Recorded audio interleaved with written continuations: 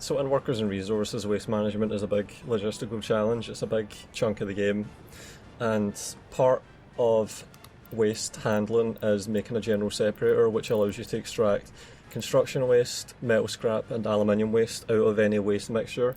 And the composition of waste that's outputted by different industries varies. For example, the chemical plant here produces construction waste, bio waste, mixed waste that includes burnable and other waste at a ratio of 20 to 50 plus 50%, and a lot of the output here is hazardous waste. That's a lot of the output that these industries produce, and that hazardous waste is rich in construction waste, but it doesn't have any aluminium waste or any metal waste.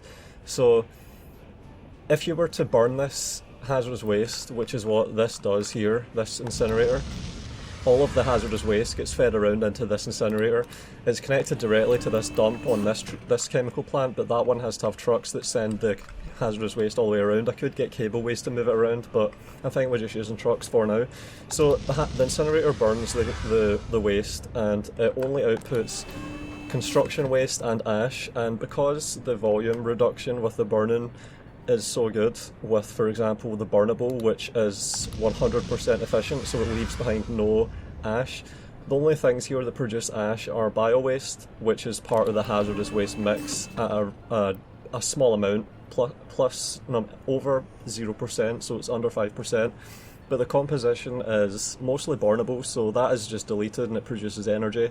The hazardous waste gets burned and produces other waste at a rate of 50%, so half of the hazardous waste volume is deleted, and then it just produces ash at about 50%, and there's other waste there that produces 20% ash, so most of the volume is reduced, and all you're left with is construction waste and ash. And if you leave this long enough, the ash will all disappear because the decay rate of ash is so great, and all you'll get left with is construction waste. So to stop that from ever happening in here, so that it can always accept the mixture, because it's constantly burning and outputting, so that has to keep going, it can't ever get blocked. You have to check mixed waste here, so that there's, even if this was to be in a situation where all the ash decays away, it's going to still have construction waste in there. But you can then have trucks here, for example, that take the mixture, even if it is pure construction waste, it's forced to be of the type mixed waste. So they're going to take loads of the already partially decayed waste where some of the ash is evaporated away. This ash is constantly evaporating away. I've got a cargo station here so that they're forced to take from this, and that they can't go into the dump with a claw and take out of here. So they're always going to be taken out of here, which is always being processed by decay. So every time you see the number just jump down there, suddenly it's because some of the ash evaporated away. You'll see this if I fast forward, it's occasionally going to just spike down by about 1/10 of a ton. Like right now there's a lot of burning going on, so the volume is filling up, but it's trickling down because they're filling from a cargo station, but that's necessary to introduce the separation from the incinerator, so they never take out of its big container export, which they can reach from this dump. And then they take from the cargo station connected to there, and they've got 50% construction waste, so already it's been partially processed. And now the construction waste ash mixture is in here. That's 6.5 tons already. Already 0.1 tons has decayed, the ash is evaporated. So we have two evaporation sites here, and this is what you want to do. You want to spread out your evaporation among as many dumps as possible that are as big as possible. So it's 6.5 times 2 for 13 tons. We've already had a decay down to 12.61, so that's half a ton of ash that's evaporated away. A tiny amount of construction waste is going to be evaporating too, but the decay rate of construction waste in a dump is extremely low. It's not zero, which is part of why you want to get the construction waste into an aggregate storage as soon as possible, but as you see already, the ash percentage has now gone down to above 10%. It was previously above 20%, so the ash is decaying. We're at 11.8, so we've decayed 1.2 tons. We've decayed 1.33 tons. This is in fast forward, so it's just speeding up these tick cycles. And we've got a cableway connected directly to there, which is set to take construction waste. And this is set to nothing. We haven't forced it to be mixed waste at all times like this one. So we've got an increasing composition of construction waste to ash. The ratio is going up, and eventually it will hit 100% construction waste. And when it does, this will automatically snap to construction waste as a type. So we've got now barely above 5%. And also, this isn't really necessary, but having them load from the cargo station forces a delay so that this can evaporate and the composition can eventually hit 100%. And the moment it does, so we were at 13 tons, right, and now it's at 10.37, so 2.63 tons have evaporated, and there we go, look, it's switched itself to construction waste, which would make this ineligible for receipt of any further mixed waste. And we've had 10 or 11 tons of construction waste. This is set to wait until loaded, so it's always going to be filling up, and it's only going to activate and start moving cableways when it actually has a full cable car of construction waste. And as you can see here, the raw construction waste that is pre-separated, which you cannot do with a hazard waste mix. This is a waste chemical storage. I've got one here to just immediately take from the garbage trucks because they can only hold 6.5 tons. So we're taking from this location as construction waste, but you can do this from bins as well. And it's filling up rapidly with construction waste, but there is a significant amount of construction waste that is outputted as the hazardous waste, so we're actually capturing almost 100% of the construction waste.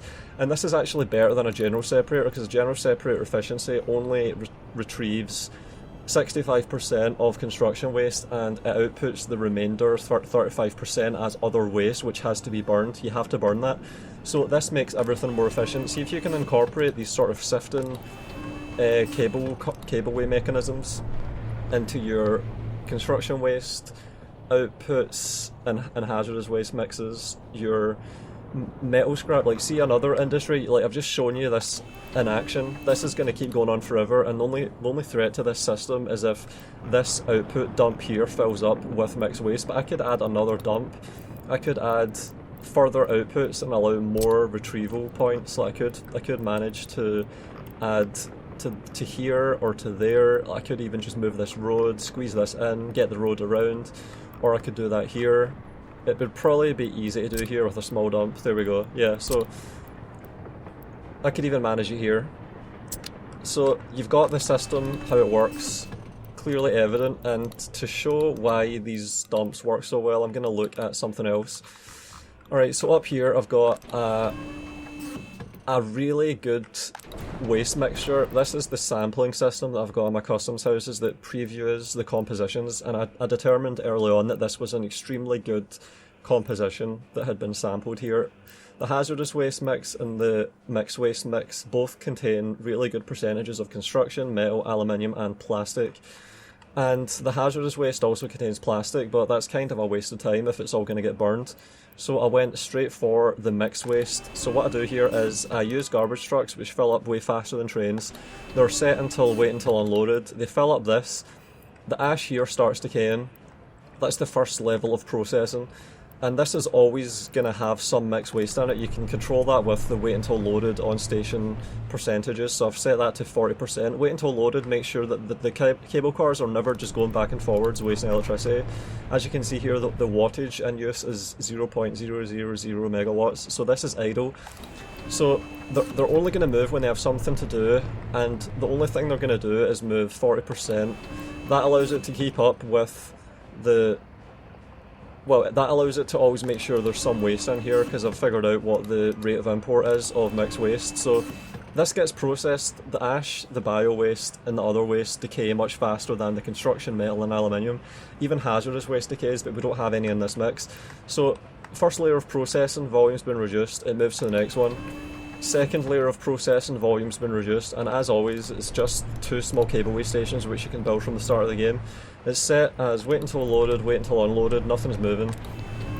And this has been processed down to above 0% ash. And even let's see if the bio waste and other waste volume's been reduced, 10% and 20%. 10%, 20%. And then I had to stretch this out and space it out. 10%, 20% ash, 0%. So it starts out at what amount of ash it starts out at, and this reduces the cost as well, by the way. So having ash is better than having bio waste or other waste or fertilizer. And notably, we have no fertilizer in this mix, and fertilizer is really inefficient to burn, and it doesn't decay. I don't know if it decays at all in big dumps. I don't think it does. And dumps are why you want, like, if you want decay to happen, you have to have open dumps. If you don't want decay to happen, have waste transfer stations. This is not decayed in about 50 years. Look, no decay happens in here, all the ash is retained. That's just so I always have a preview of the actual composition.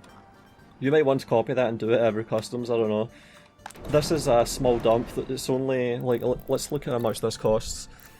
This costs a quarter of a ton of steel, a couple of prefab panels, and you only have to maintain this every few years or something, so the cost here is basically zero. I'm willing to take that.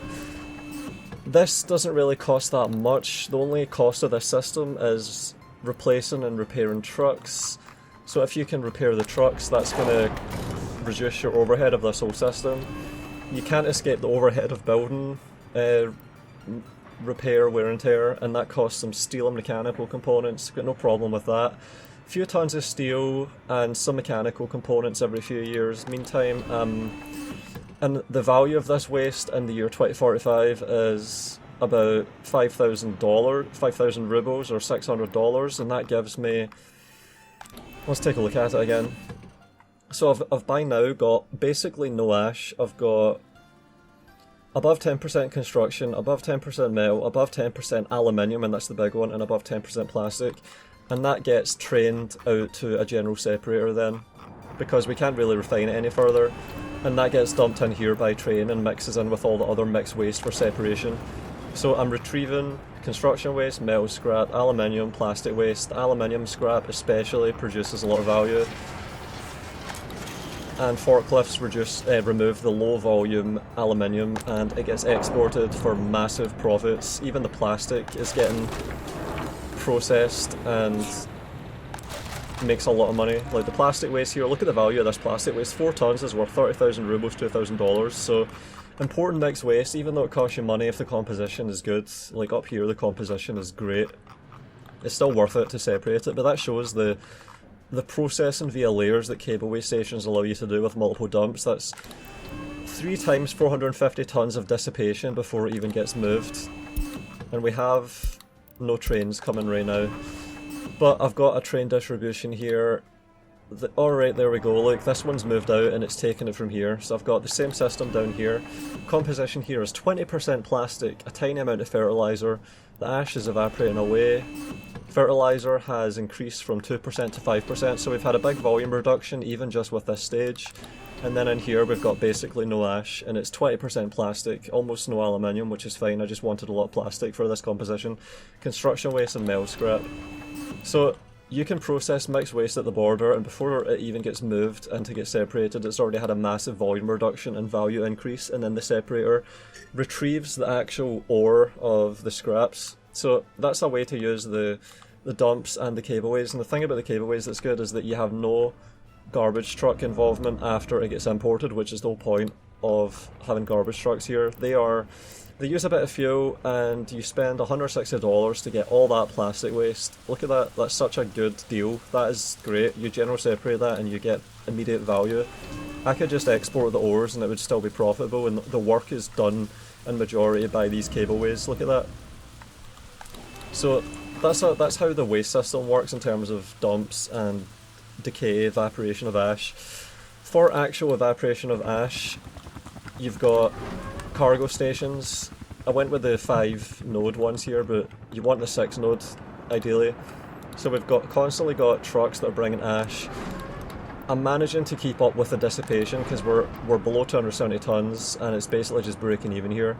If I was to achieve if I was to match the rate of production of ash, which is absolutely substantial, you would see all of these dumps empty. Let's have a look up here and see if it's managed up here with this waste handling system. Up here we've managed it. Oh look, we've got that thing that happens where I never managed to tick the mixed waste force type, and some contamination occurred and these have been deactivated, and that means that these are now handling all the ash evaporation on their own, which it seems like they're basically managing to do, because I managed to reduce some of the ash production that was happening up here. This is another waste handling area where there's a big mesh of cableways that move it around all of my industrial infrastructure, which is why these cableways have to do these sort of turns, which you can manage if you place these cableway poles close together. You can manage, look, alright, so it comes out here, it's facing west, and then this one is facing northwest. So you can achieve a west facing to northwest facing with about 1, 2, 3, 4, 5 poles. So that should tell you the amount of degrees of orientation change you can achieve with each stage. You can pretty much figure out like that. And this was hard to put down. It's hard to manage this. It looks easier than it actually is, but it's quite awkward trying to get this to work. And then I've got this one that comes out here. Yeah, so that shows most of it. And then I've got up here, I've got a electro component complex, and this produces hazardous waste too. And the composition of the hazardous waste is metal scrap 20%, plastic waste 20%. So this is ineligible for retrieving the plastic waste unless you use a waste treatment plant to remove the hazardous component and then general separate it, which would also incur losses. But if I was to have a mix, if I was to burn this at an incinerator using some other incinerator, like I would need a separate incinerator for this because this one is already used to output a construction waste mix. I could actually retrieve the metal scrap here at a rate of about 100% because all that would be outputted by the incinerator that handles the hazardous waste here, because the plastic waste would be destroyed, is ash and metal scrap, and then you could achieve a 100% metal scrap retrieval from this industry. So there's a lot of industries that have a mono aggregate output because plastic waste is not an aggregate that survives burning. So you could manage this if you did something similar here, had this setup of output mono aggregate ash mixture and did the cable car handling. Alright, this is about to happen again, 11 tons. Here we go, we're going to just fast forward and watch 11 tons. It's going to happen any second. The throughput with one incinerator that's handling these sorts of volumes, 4 workers, means that this can be perpetually sustained. There we go, 8.64 tons, 6.49 tons, 4.34 tons, and I've got a train here that's taking all the construction waste and sort of shoring up the gravel production at a nearby gravel recycler. So we've got 500 tons here, and a lot of that comes from this, and then the train goes out and delivers it to our gravel recycler. So that's the whole system, that's how it works. I had people asking me to post screenshots and explain a few times, thought I might as well just do it. That's how you refine with 100% retrieval rate a mono aggregate waste mixture and automate it as much as possible using cableways. You could try cablewaying out from here into there and keep this checked and have this unchecked and then hope that eventually this manages to decay all the ash, but I wouldn't really count on it. This just makes sure it works, and for avoiding the losses in the General Separator of 35%, I think this is actually worth it. Like, see the maintenance of this, it's negligible compared to the value that you save in the construction waste with the amount of volume that we've got. There's a lot of construction waste in here over time. The cost of maintenance of buildings is not much compared to the value of the resources and the workers and resources, so this system is worth it to do even though it uses some space. And it causes some pollution, but pollution doesn't affect your cities if you space them. Like, see all these systems, they're all at the edge of the map. Like, this is at the edge of the map. My waste handling down here is at the edge of the map. All of this waste handling up here and waste treatment processing is at the edge of the map. My cities are never going to be at the edge of the map. You usually don't want to do that. Usually you want to have the edge of the map be polluted. So all of my cities up here and up here stay well out of the way of the pollution. And that is how you do a mono aggregate ash sifting system. I'll leave it there.